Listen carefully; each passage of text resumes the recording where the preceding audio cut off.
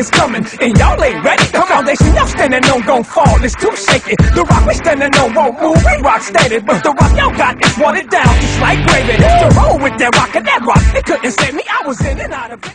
Good evening, and welcome to another edition of The Absolute Truth. The Bible show that focuses on the truth, the whole truth, and nothing but the truth concerning the Word of God, while leaving out all personal opinions, speculations, and beliefs. I'm Brother Joshua, and today with me reading is Brother Joel, to my right, Brother Zachariah. And the title of today's class is Matthew chapter 24, Completely Fulfilled. Again, today's title is Matthew chapter 24, Completely Fulfilled. And I decided to do this class because we've been on YouTube for about 5 or 6 months now, and as we expected, when we did our videos, we would be approached with, all kinds of adversity. We knew that people would not readily agree with the things we teach. But we also noticed that over a time period, once we continued to put more videos out, that some of the very people who disagreed with us began supporting us. We even had people that used to curse us out now greeting us with respect and courtesy. And, we give praise to the Most High for that, because it's not us, it's Him. And, He works through people. And the Word says that when a man ways please the Most High, then He makes even His enemies to be at peace with Him. So I think it was time to do this class about Matthew 24 being completely fulfilled, because almost anywhere you go, whether it be a Sunday church or a Sabbath-keeping congregation of Hebrew Israelites, almost everybody teaches that Matthew 24 is referring to future events. They will go into and they'll read where the disciples ask Jesus certain questions, and they'll say these questions pertain to the future, which is our day. And if you check your history, you'll see that almost every time some war jumped off, you had some pastor or preacher jumping up saying, okay, this is what Matthew 24 is talking about, this is the last days. But the purpose of this class is to show you that everything Jesus Christ the Messiah spoke of in Matthew 24 has been fulfilled. Everything. I know some of you out there are saying, well, it speaks about the sun and the moon becoming dark and all the stars not shining. That couldn't have been fulfilled. We're going to show you that, yes, that has historically been fulfilled. And everything that you read in Matthew 24 concerning the question that the disciples asked Jesus had been fulfilled. Because you got some people that will say, well, certain parts of Matthew 24 is historical, then it jumps to the future. Then you got some people that see that it's all future.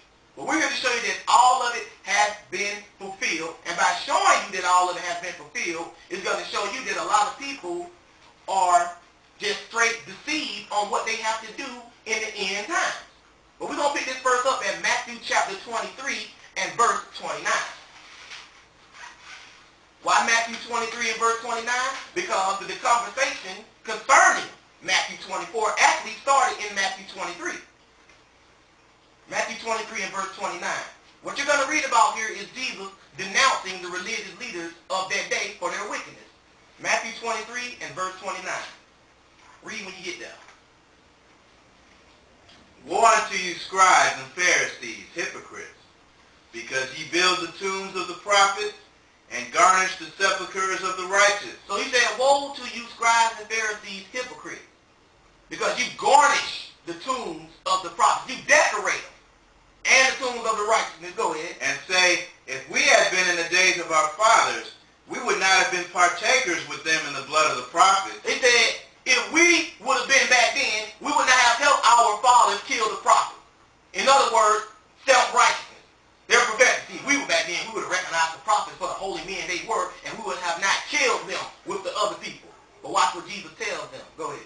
Wherefore ye be witnesses unto yourselves, that ye are the children of them which killed the prophets. He said, be witness to yourselves, because you are the children of them that killed the prophets. What does he mean by this? You are exactly like these people. If you were back then, you would have been persecuting the prophets. That's how it is with a lot of people today. They try to say, well, we're not like them. We can tell who would be persecuting the prophets just by how they respond to us on YouTube. You guys should be dead. You deserve but with no justification. They killed Jesus without justification. They tried to kill Paul and Peter and the other apostles without justification. That's how these people operate. And you can see right now that that spirit is still alive and well today. But now skip down to verse 34 and continue. Wherefore, behold, I send unto you prophets and wise men. Now, who is talking? This is Jesus talking. He said, I send to you. Who is he talking to? The scribes and the Pharisees and the Jews of that day. He said, I send to you wise men and prophets. To you, people back then. Not us. People back then. Go ahead. And scribes. And some of them ye shall kill and crucify. He said, and some of them you shall kill and crucify. Read the history of Jesus' 12 apostles. And it will tell you that many of them, if not all, died violent death at the hands of the very people they were trying to reach and save. But that's what Jesus said. Not just the 12 apostles, other people who the 12 apostles converted. These people got persecuted too. But the Messiah told you that this was going to happen. But it happened to who? To the people who his apostles back then were sent to. They were going to do this to the apostles, not us. You have to keep this in context because a lot of people don't understand it. Go ahead and read. And some of them shall ye scourge in your synagogue. He said, some of them shall ye scourge in your synagogue. Scourge means to beat somebody with a whip. In your synagogue. Because that's what they met in back then. Synagogue. He said, some of them shall ye whip in your synagogue. Go ahead and read. And persecute them from city to city. And persecute them from city to city. In other words, you're going to be chasing them all around. That is not happening to us today. He's talking about his disciples. We're going to read later on that did happen to them. But continue reading. That upon you may come all the righteous blood shed upon the earth. That upon who? Upon you. Who is he talking to? Woe to you, scribes and Pharisees, hypocrites. He's talking to them. This is a message for them and the people that lived during that time. You have to keep this in mind to understand Matthew chapter 24. But go ahead and read. From the blood of righteous Abel unto the blood of Zacharias, son of Barachias, whom ye showed between the temple and the altar. He said, whom ye slew between the temple and the altar. Whom ye slew. Them. That blood is going to come upon them. But you got people that like to dive into the Bible and take historical incidents and historically fulfilled prophecies and try to apply them to us today. That's misunderstanding. That's not the absolute truth. But we're going to see that. Go ahead and read. Verily I say unto you, all these things shall come upon this generation. He said, verily I say unto you, all these things shall come upon this generation. What generation? The people he was talking to back then. Everybody said, woe to you, scribes and Pharisees. I will send you, wise men, prophets, and scribes, and you will kill, crucify, and persecute them from city to city. And this blood of these people that you're killing is going to come upon you. All these things shall come upon this generation. What generation? That generation back then. But you have to understand that. Keep it in context. People like to jump all over this Bible and take things out of context. We're not going to do that. But go ahead and read.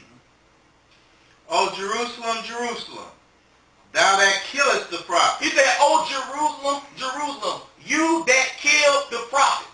Because the inhabitants of Jerusalem were known for killing the prophets who the Most High sent to them. He's talking to them. Nobody is killing no prophets in Jerusalem today.